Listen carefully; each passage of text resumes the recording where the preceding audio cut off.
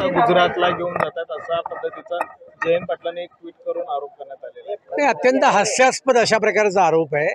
Filmfare award हा वर्षानुवर्ष मुंबईत होतो, कधी विशेष बाब म्हणून तो दुबईत झालाय, शारजात झालाय, आणि जी कंपनी हा अवॉर्ड करते त्या कंपनीचा हा निर्णय असतो।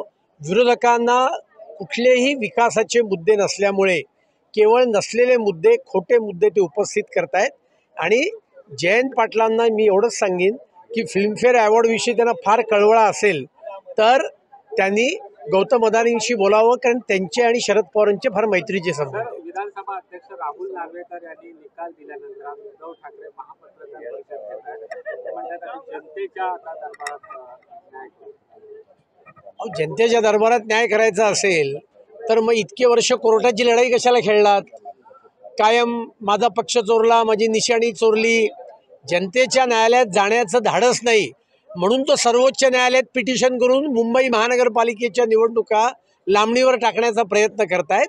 लोकसभा समोरच आहेत, दूध का दूध आणि पाणी का पाणी होऊन जाईल। असीम सरोदे म्हणतात की ज्या पद्धतीने 2/3 मेजॉरिटी प्रमाणे आमदार फोडले पाहिजे होते तसे फोडले नाहीये, त्यांना विलीन होणं भाग होतं, मात्र तसं झालं नाहीये। त्यामुळे ह्या कुठेतरी फडणवीस आणि शिंदेंनी हा सगळा अध्यक्षांना समज दिला आणि त्यानुसार निर्णय दिलाय।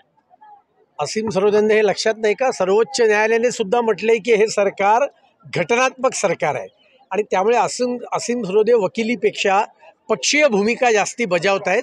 ती त्यांना लखलाब असावी। आणि मुळामध्ये शिवसेना नावाचा पक्ष फुटलेलाच नाही आहे।